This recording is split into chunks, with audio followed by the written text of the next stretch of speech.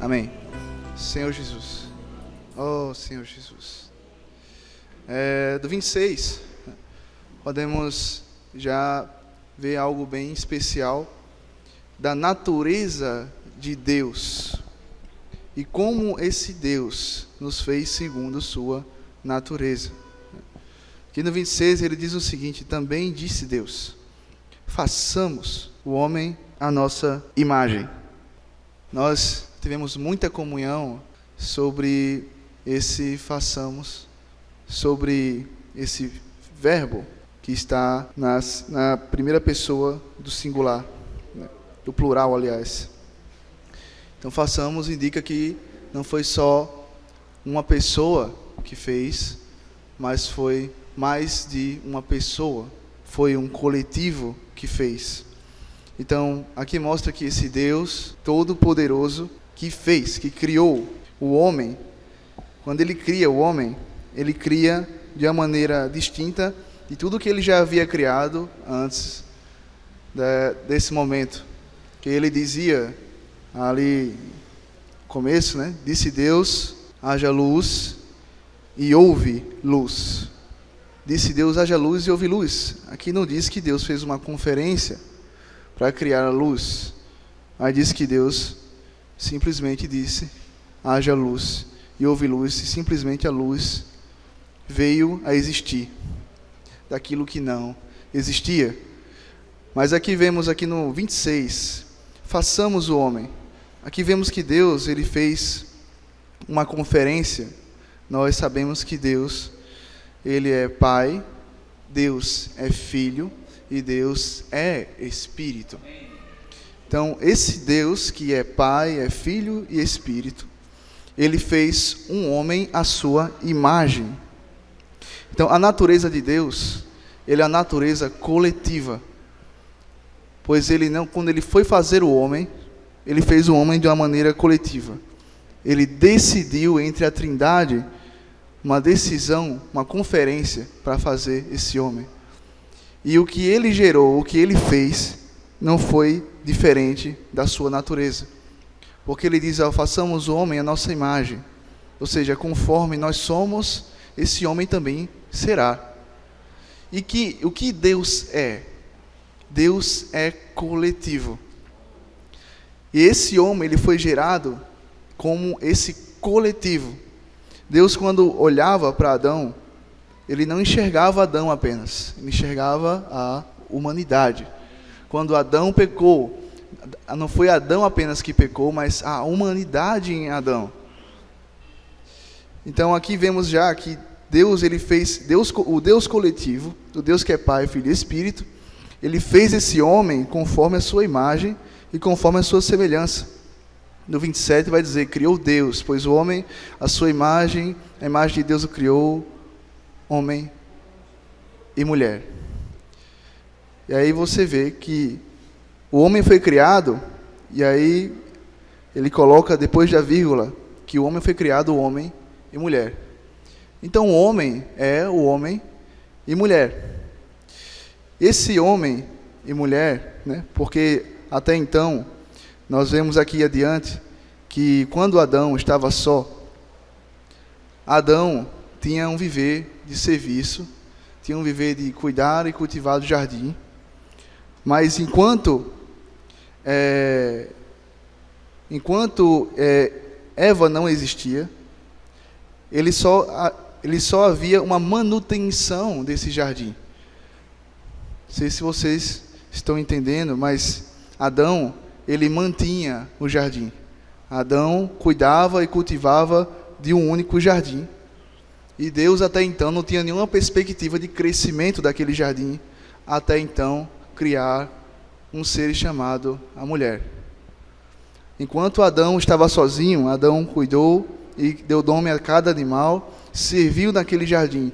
Mas quando a mulher foi criada, que aqui no 28, ele vai dar uma bênção, e ele vai dizer que essa bênção, né, isso vai se confirmar lá no Salmo 144, não é uma bênção nunca individual, é uma bênção sempre coletiva. Ele vai dizer, e Deus os abençoou. Não é Deus o abençoou. Deus não abençoou Adão apenas. Deus os abençoou. Deus os abençoou, ele disse. Ou seja, a palavra da bênção de Deus só pôde ser real na vida de Adão quando ele tinha uma relação para expressar esse Deus coletivo na sua vida. Então, muitas vezes nós queremos ter a bênção de Deus de maneira individual. Nós nunca vamos ter a bênção de Deus. Eu digo a bênção, a verdadeira bênção, tá? Não estou falando de bens, não, né? Como é que eu posso chamar de bem aquilo que me traz mal? Por exemplo, eu chamo o que eu tenho de material de bens. Nós vamos dizer que eu tenho 2 filhos. E aí eu deixo uma enorme fortuna em bens para esses 2 filhos. E aí quando eu morro, eles começam a se degladiar entre si, a brigar e a querer matar um ao outro. Como é que eu posso chamar de bem uma coisa que traz tanto mal à minha família? Até a nossa maneira de denominar as coisas se mostra equivocada. Porque eu não posso chamar de bem aquilo que me traz mal. Não posso chamar de bem aquilo que traz mal à minha família. Então aquilo não são bens. Não são bens de verdade. Nós temos um hino muito rico que diz assim, né? Que diz que amigos, bens, saúde, habitação. Ele diz amém. Por essas coisas dou graças. Dou graças a Deus por tudo isso. Porque realmente vem de Deus. Mas ele diz assim no final, porém, meu Deus, não são. Por que, porém, meu Deus, não são? Porque para esse irmão que copiou esse hino, o maior bem, na verdade, tudo que ele tem, não é os seus bens ou amigos, mas tudo que ele tem é o Senhor. Porque o Senhor é a qualidade de tudo que é. Porque o Senhor é a qualidade de tudo que realmente tem valor. O Senhor simplesmente é. E por isso que sua palavra também é. Por isso que quando ele abençoa, ele também diz. Quando ele abençoa, ele também fala. Porque essa palavra vem daquele que é. Então, a bênção coletiva de um Deus coletivo vem por uma palavra para alguém que é coletivo. E quando ele diz assim, e Deus os abençoou e lhes disse, ele começa, sede fecundos, multiplicai-vos, enchei a terra e sujeitai-a, dominai sobre os peixes do mar, sobre as aves do céu e sobre todo animal que rasteja pela terra. Então, toda a bênção de Deus está centralizada no coletivo. Está centralizada naquilo que Deus chamou de homem e mulher, né? Lá na frente, nos textos dos pequenos profetas, né, dos profetas menores, ele vai dizer que quando ele fez homem e mulher, embora tivesse mais espírito para criar outro ser além do homem e a mulher, ele buscava uma descendência. Ele buscava uma descendência, e a gente sabe que essa descendência, esse descendente desejado de Deus era Cristo. Então, quando Deus ele nos abençoa, ele deseja, como coletivo, ele quer ver uma expressão, ele quer ver um descendente. E que descendente é esse? É Cristo. E quem é Cristo? Que esse Cristo que é a qualidade de tudo aquilo que é. Vamos ler lá em Gálatas. Senhor Jesus.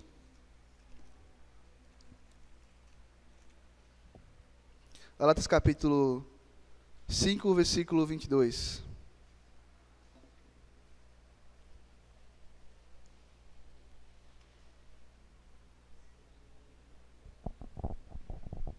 Enquanto vocês abrem, os irmãos devem lembrar do texto que diz que o Senhor promete sua presença, né, para onde tiver 2 ou mais. O que significa isso? Que o Senhor, ele nunca disse que ia se revelar para um indivíduo em si. Que a igreja ia ser apenas um indivíduo. A igreja ia ser uma relação. Porque o Senhor não abençoa um indivíduo apenas, ele abençoa 2 ou mais. Porque é ali onde pode haver uma expressão de Cristo, um fruto do Espírito. Aqui vamos ler em Gálatas capítulo 6, versículo 22. Mas o fruto do Espírito é amor, alegria, paz, longanimidade, benignidade, bondade, fidelidade, mansidão, domínio próprio. Contra estas coisas não há lei, porque o cumprimento da lei é o amor. Amém. Mas o fruto do Espírito, então a gente percebe, vou perguntar uma coisa aos irmãos, será que eu tenho como expressar amor sozinho? Paz, alegria, longanimidade, será que eu tenho que expressar sozinho? Será que eu tenho como expressar paciência, se eu não tenho ninguém me aperreando? Tem como eu ser paciente se não tenho ninguém aperreando? Como é que eu vou ver se Lipe é paciente se eu não tenho ninguém que aperreie ele? Como é que eu vou saber se Messias tem domínio próprio se não tem nada que o tira dos trilhos? Não tem nada na sua vida o atrapalhando, não tem nada na sua vida realmente lhe empurrando para fora dos trilhos. É porque tem que ter dois ou mais. Para ter esse fruto do Espírito, nós precisamos sempre de uma relação. Então não há como pensar em ser espiritual sozinho, porque a espiritualidade está no coletivo e não no indivíduo. Então o fruto do Espírito, ele sempre vai se manifestar entre nós e não entre mim apenas, em mim apenas. Então o Senhor, ele vai estar sempre entre nós, se manifestando em nós, entre nós e sobre nós. Então o Senhor, ele nunca vai ter essa perspectiva que nós muitas vezes falhamos em ter, essa perspectiva individualista, de que o Senhor se revela para mim, do que o Senhor morreu para mim. Deus não morreu para mim, Deus não morreu por mim. Isso é uma verdade que precisamos ouvir. Muitas vezes dizemos a nós mesmos: Jesus, obrigado, porque o Senhor na cruz morreu por mim. Não, o Senhor não morreu por mim, o Senhor morreu por nós. Isso é bem diferente, bem diferente. Quando eu considero que Jesus morreu por nós, eu consigo entender que a salvação, ela não é individual, ela é coletiva. Sabe aquela frase bonita que a gente ouvia quando mais novo, né? Dizer que a salvação é individual. Isso não existe na Bíblia em canto nenhum. Isso foi uma mentira, que colou bem, né? Parece que as palavras se encaixaram, e aí colou com o que eu achava, e aí eu achei que era bíblico. Só que a gente vai ler a Bíblia e a gente não vê isso em lugar algum. Alguns textos dá a entender, como aquele de João, mas quando a gente vai ver a fundo, dar uma releitura, a gente vai ver que não tem nada a ver com ser salvação, ser individual. A salvação sempre foi coletiva. Então, se eu acabo entendendo, né, de maneira errônea, que a salvação, ela é individual, eu acabo falhando no meu viver.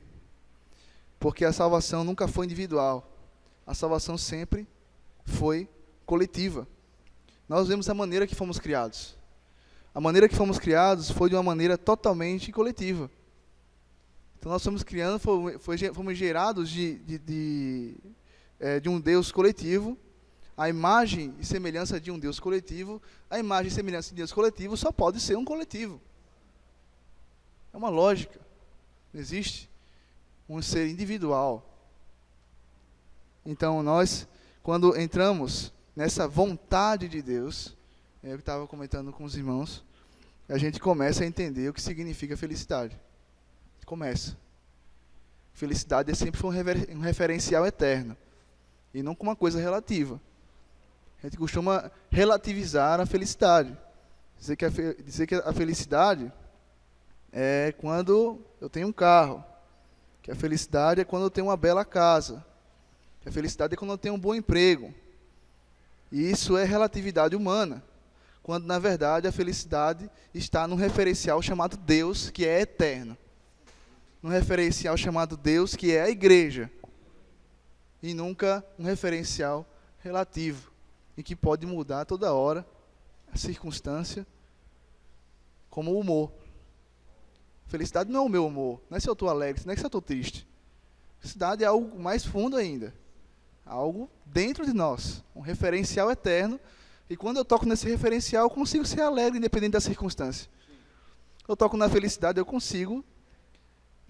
verdadeira, eu consigo, de fato, amar o meu próximo independente da circunstância, porque eu já sou completo.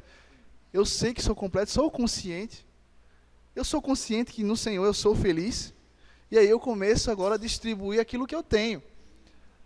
Porque aquilo que eu tenho é uma coisa senão Cristo, e Ele é inesgotável. Por isso que eu só posso compreender o tamanho do amor de Deus quando eu estou junto com os irmãos. Isso para compreender com todos os santos, qual a largura, a altura, o comprimento, né, a profundidade. Nós só podemos compreender o tamanho do amor do Senhor quando estamos aqui no coletivo. Nós não podemos compreender o amor do Senhor individualmente. Por isso que nós vivemos numa miséria espiritual, muitas vezes numa defasagem tão grande no nosso interior, que às vezes somos assemelhados a qualquer pessoa do mundo que tem um vazio existencial, o tamanho do mundo no coração. Porque eu não compreendi que eu sou feliz, que eu já sou. Não preciso ser. Né? Se a circunstância ocorrer, eu já sou feliz. Eu não preciso de algo para ser mais. Eu já recebi a qualidade de tudo aquilo que é. E a qualidade de tudo aquilo que é o próprio Deus. Isso é fé. Porque a fé, né? A fé não é crença. A crença é aquilo que eu tenho uma expectativa. Tenho uma expectativa que um dia eu seja rico. Tenho uma expectativa que um dia eu tenha uma bela casa, um belo carro na garagem. Isso é expectativa. Uma bela esposa. Essa parte é importante, né? Então ele está falando aqui. Uma bela esposa. É tudo, muita expectativa, né? Muita crença, né? Muita crença, né? Mas isso não é fé, isso é crença. A fé é certeza de coisas que eu não posso ver. Certeza. Certeza, irmãos. E aquilo que eu não posso ver é exatamente a qualidade daquilo que é. E aquilo que eu não posso ver exatamente. Que eu não posso ver. Diz que as coisas, Hebreus diz que as coisas que se não veem são mais importantes que as coisas que se veem. E na verdade que as coisas que se não veem sustentam as coisas que se veem. Você diz que, rapaz, o que é isso que eu não vejo? Que é tão importante em minha vida, que me sustenta. O que é isso? Tem algo que me sustenta. Né? Por exemplo, somos criados lá, o Senhor colocou a mão na massa, foi lá, levantou um boneco de barro, fez sua expressão, né, fez sua semelhança lá, marcou a sua semelhança no boneco de barro, fez ele bípede, fez ele com a boca, dois olhos, nariz, tudo semelhante a ele. Mas até então ele era um ser inanimado, era só barro. Era um ser inanimado, sem alma, sem vida, sem movimento, sem dinâmica. E o que tornou aquele boneco de barro alguém com capacidade de falar, com capacidade de andar, capacidade de pensar, capacidade de viver, enfim. O que tornou aquele boneco ali, aquele mero pedaço de barro ali, alguém com capacidade de fazer o que fazemos hoje? Uma coisa só tornou a gente um ser vivente. O sopro de Deus. Algo que saiu do seu próprio pulmão. Algo que saiu de dentro dele. Ele soprou nas nossas narinas e isso nos deu vida. Isso nos trouxe a vida. Isso nos deu toda a faculdade de vida que nós temos. Falar, pensar, agir. Então, o sopro eu não posso ver. Mas você sabe que eu tenho sopro. Porque eu estou falando com você agora. Você sabe que eu tenho um sopro? Porque eu posso agir, se mover no espaço e tempo. Eu posso fazer coisas que nem toda a criatura pode fazer, porque eu tenho o sopro de Deus.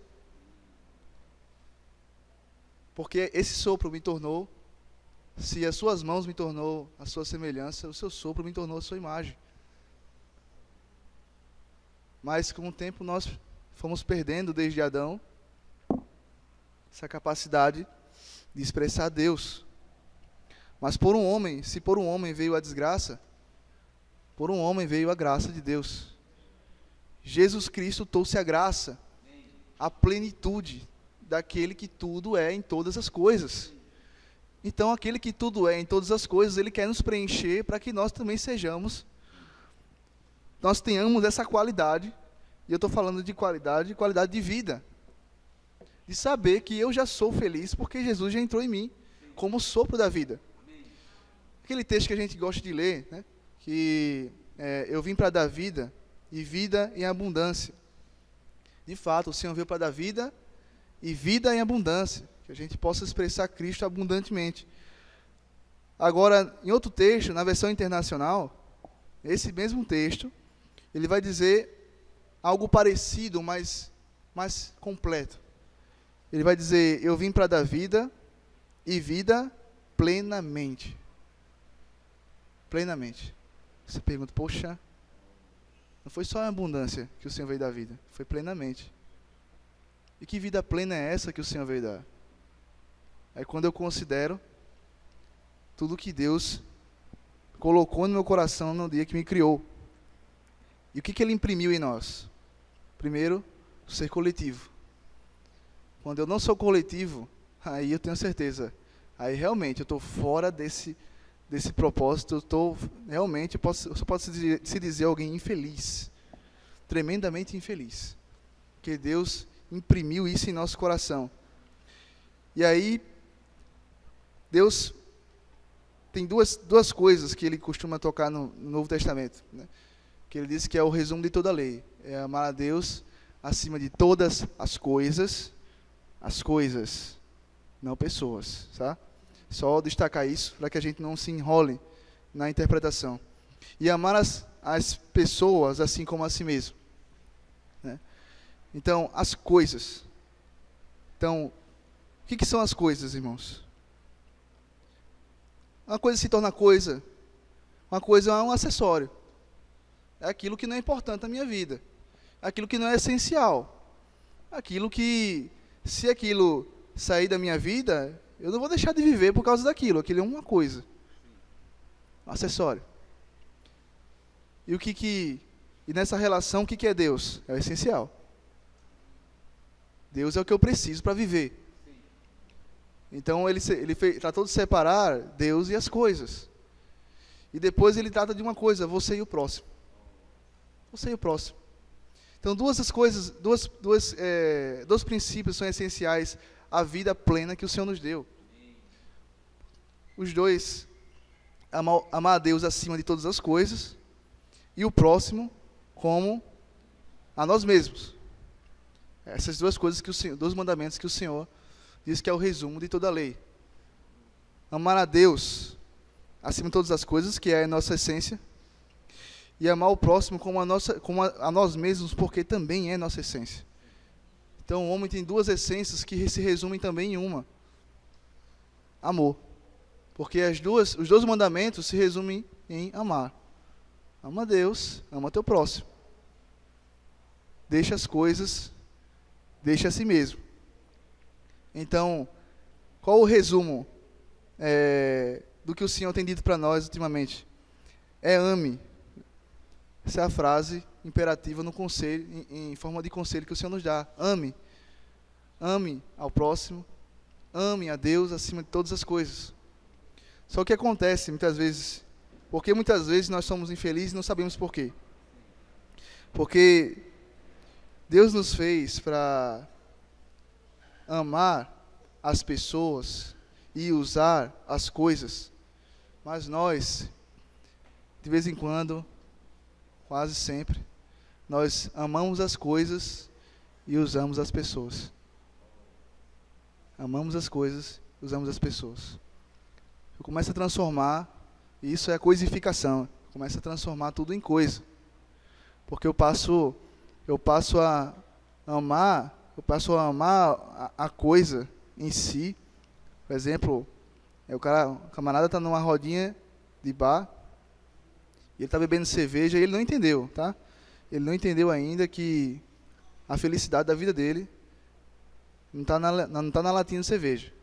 Ele pensa que a felicidade dele está na latinha de cerveja, em ele se esbaldar ali e se embriagar. Mas ele não entendeu ainda que a felicidade, se tivesse ninguém naquela mesa, para ele compartilhar aquela cerveja, para ele se embriagar e falar besteira, ele não seria feliz. Ele não seria alegre. A felicidade do rapaz, ele não está na cerveja. A felicidade, a alegria dele, sempre esteve nas pessoas que ele chamou para tomar uma. Para se relacionar. Mas ele não entendeu. Aí o que acontece? Aí o camarada, eles racharam lá uma caixa de cerveja. E aí o camarada tomou uma mais que o necessário. Porque eles dois racharam meio a meio. E o cara tomou uma. Aí a briga começa. Porque eu começo a achar que ele está tomando minha felicidade. Porque ele tomou uma lata de minha felicidade. Porque eu acho que a felicidade está na coisa. E não no cara que eu chamei para tomar uma comigo. Eu começo a confundir. Aí eu fiz uma pergunta uma vez a um colega meu. Eu disse, olha, você seria feliz, alegre, se você pegasse 5 caixas que você costuma comprar no final de semana, fosse para o seu quarto, trancasse seu quarto, tomasse tudinho, ficasse de porre, e no outro dia você não contasse a ninguém, ia ter graça? Ele disse não. Por quê? Porque a graça da coisa sempre teve nas pessoas, nunca teve na coisa. Começa a coisificar tudo. A minha relação com a coisa que era para beneficiar o meu irmão, o meu parceiro, o meu próximo, eu começo a me apegar à coisa. Eu começo a tomar a coisa para mim, achando que aquilo é felicidade. Nunca foi. A felicidade é o meu próximo. Deus, lá em Gálatas, né? Deus, vamos ler, né, só para a gente realmente ficar claro disso, né, para que não seja algo meu em si, mas algo do Senhor. Amém. Algo que o Senhor deixou para nós, lá em Gálatas capítulo 5, versículo 14.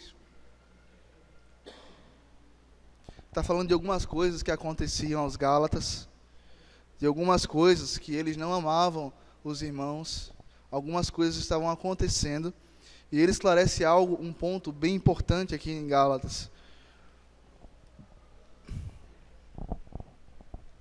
Amém? Gálatas capítulo 5, versículo 14. Porque toda lei se cumpre em um só preceito. Vamos só repetir, ó. Porque toda lei se cumpre em um só preceito. A saber, amarás o teu próximo como a ti mesmo. Vamos parar. Perceberam o que o Senhor está dizendo aqui? Em outros textos ele vai dizer assim, que o resumo da lei é amar a Deus acima de todas as coisas e ao próximo como a si mesmo. Mas vocês perceberam que aqui ele não diz isso? O que ele diz aqui? Amarás o teu próximo como a ti mesmo. Ele omitiu essa parte do amor a Deus. Será que ele omitiu mesmo? Não omitiu. Deus está aqui. Ele resumiu apenas, dizendo que Deus está no próximo. Nós amamos a Deus e a gente reconhece, às vezes, o amor que nós temos para com Deus de maneira individual, a consagração. Nós reconhecemos muitas vezes que, de fato, o irmão ama o Senhor, se consagra ao Senhor. Mas é necessário, irmãos, que nós entendamos isso, de fato, de coração, acolher de todo o coração essa verdade, que amar a Deus é amar o meu próximo. Isso é o que esse texto quer dizer. Como é que eu digo que amo a Deus? E João vai dizer bem isso. Como é que eu digo que amo a Deus e se eu não amo o meu próximo? Como é que eu digo que amo a Deus se eu não vejo, que eu não vejo, e eu desprezo o meu próximo que eu vejo? Como é que eu digo que amo a Deus? E aí com um irmão passando uma fome do meu lado, precisando de uma coisa, eu digo, eu amo a Deus. Aí para dar uma de espiritual, eu vou dizer que vou orar. Eu vou orar pela situação. Quando na verdade o amor é dar. Não só a oração, mas a si mesmo. A doar-se para o seu próximo. Tudo que está falando aqui, o resumo de toda, irmãos, toda a lei. Não é o resumo de uma sentença, não. O resumo de toda a lei é ama o teu próximo. Porque Deus está nele. Vocês são religiosos demais. Você sabe que Gálatas estava numa situação de religiosidade e tal, que o negócio estava feio. Né? Já estava amando a coisa, a religião, e estava desprezando os santos. Aí está no processo de coisificação. E aí Paulo tem que dizer isso. Dizer, olha, você quer amar a Deus? Não faça esses cultos religiosos, não. Essas coisas do Antigo Testamento. Quer amar a Deus, ame o seu próximo. Por isso que Deus falou tão sério quando falou na parábola do samaritano, do amor ao próximo. Porque naquela parábola, ele faz questão de dizer que o sacerdote passou de largo, o levita passou de largo, e só quem acudiu o rapaz ferido foi o samaritano. E pergunta no final quem é o próximo. Quem é o próximo? Quem é o próximo foi aquele que ajudou. O samaritano, a ralé da sociedade. Foi aquele que amou. Então houve uma inversão aí. O amor tomou o cargo-chefe. O cargo-chefe da vida da igreja hoje é o amor. Se eu faço algo, né? Por exemplo, olha que coisa séria, lá em Coríntios fala. Ele vai falar que se eu dou meu corpo para ser queimado, mas não faço isso por amor, eu não sou nada. Nada sereis. Né? Acho que os irmãos conhecem esse texto. Eu falo todas as línguas dos homens, a língua dos anjos, mas se não tiver amor, nada sereis. E onde está então o ser? Porque ele diz que nada sereis. Está dizendo o quê? Que você não é. Você não é. Se você não faz isso por amor, você não é. Você não tem qualidade de ser. Você não é um ser. Você é qualquer coisa, você não é o ser que eu criei. Se você não tem amor, você não é você não é a origem do homem que eu criei. Você não é expressão, você não é nada para mim. Você pode fingir para todo mundo, mas se você não tem amor no seu coração ao dar seu corpo para ser queimado, você não é nada, me perdoe. Então onde está o ser ou não ser da questão? Quando é que eu sou e quando é que eu não sou? É quando eu amo ou não amo. Essa é a lei. A lei é o amor. Você quer ser enxergado por Deus? Quer ser conhecido por Deus, como Paulo era conhecido por Deus? Ame. Esse é o ser, eu não sei. Se eu amo, eu sou. Se eu não amo, eu não sou. Eu não sou nada. Posso ter mestrado, PhD, doutorado. Se eu não amo, eu não sou nada disso. Se eu não fiz isso, se minha motivação em fazer essas coisas, se o caminho, o estrado dos meus pés nunca foi o amor, então eu não sou nada. Porque ele diz, vamos a mostrar um caminho sobremodo excelente. Um caminho. Se tudo que eu faço, eu não estou nesse caminho, que também é o Cristo, que ele é o caminho, esse caminho sobremodo excelente, se eu não faço nada nesse amor, se eu estou fora, eu não sou nada. Tudo o que eu fiz vai ser desprezado quando o Senhor voltar. Tudo vai ser queimado, porque nada disso não tem qualidade de ser. A única coisa que tem qualidade de ser é tudo que eu faço nele, no caminho, no amor sobremodo excelente. Essa é a qualidade do ser que o Senhor quer nos elevar. E aí dentro desse falar do amor, aí o Senhor fala, poxa, aí está falando do amor. Daqui a pouco vem profecia. O que tem amor com profecia?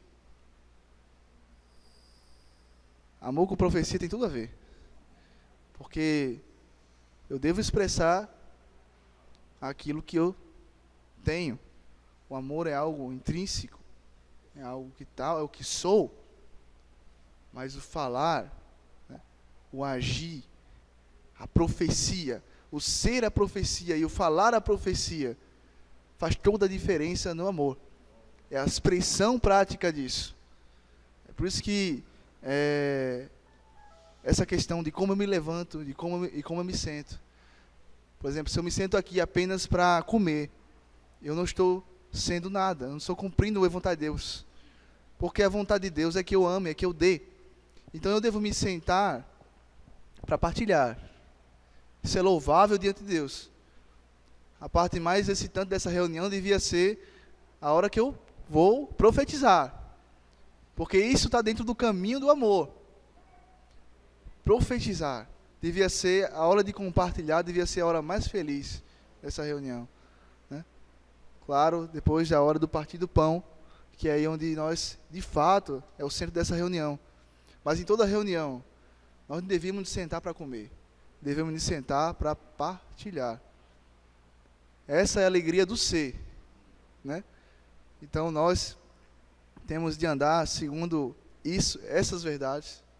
Não é só viver no Espírito, mas é andar no Espírito, é ser no Espírito. É não só ter o amor, né, mas também andar no amor, mas também ser o amor. Então, o amor é como a vida. A vida todo mundo tem, mas poucos sabem viver. A vida todo mundo aqui recebeu. Agora, quantos sabem viver, né, por essa vida? Nenhuma onda, né? Eu estava falando com os irmãos essa semana. A onda vem, a gente não sabe nadar, a gente se afoga. Mas quando nós aprendemos a nadar, a gente até gosta da onda. A gente ama a onda. Quando a onda vem, pega um jacaré nela, né? A gente aprendeu a boiar sobre ela, boia na onda e vai remando, aí chegando no raso, a gente fica alegre com a onda. Antigamente era tristeza. Quando a gente não sabia nadar, vinha uma onda grande e era uma tristeza. Pô, vai passar por cima de mim. E vai me engolir essa onda. Os problemas da vida nos engolem. Mas porque a gente não sabe nadar. Mas porque a gente não sabe boiar, a gente não aprendeu. E quem pode nos ensinar? O Pai. O Pai pode nos ensinar tudo isso. Se a gente tem relacionamento com o Pai, é para aprender a nadar nessas ondas. A gente vai ver um problema, a gente vai se alegrar com o problema. Porque eu sei que vou aprender algo com ele. Eu vou ter, por motivo de toda alegria, passar por tribulação. Porque eu sei que isso vai ser me proveitoso, isso vai me acrescentar no Senhor. Isso vai me fazer amar mais os irmãos, amar mais o Senhor. Eu não vou mais chorar, não vou mais agora ficar reclamando, abrindo a boca para engolir a água da onda. Quem reclama na onda, acaba engolindo a água dela. Aí fecha a boca, boia e vai nadando. Aí quando a gente boia, às vezes a gente aprendeu a boiar e não aprendeu a nadar, né? Na vida da igreja, muitas vezes tem irmão flutuando aí na onda, né? Também a gente sai do lugar. Para sair do lugar, tem que nadar. Tem dois princípios, boiar e remar. Então, a gente tem uma hora, com o Senhor, a gente aprende a boiar. Amém, avançou. Aí você precisa nadar. Você já tem tudo, eu já te dei a capacidade, o Senhor vai dizer, para você remar. Não fique esperando um vento favorável vir aí para, como o irmão estava falando, né? Às vezes a gente não considera que o Senhor já nos deu um barco e um remo. E aí a gente fica lá com a nossa vela estirada, esperando que o Senhor sopre e nossa vida avance. Mas, meu irmão, o Senhor já lhe deu um barco e um remo. Você está esperando o quê para remar? Às vezes a gente não considera que o remo vem do Senhor. A gente acha que o remo está lá para enfeite. O Senhor nos deu o remo, toda uma capacidade no Senhor para remar e adiante. A gente fica orando ao Senhor, dando uma de espiritual, sem ser, esperando que o vento bata na nossa vela e nos leve adiante, nos avance. Quando o Senhor já nos deu já tudo. Quando o Senhor já é. O Senhor não vai ser, não. O Senhor não vai nos dar o vento, não. O Senhor já deu, né? Amém.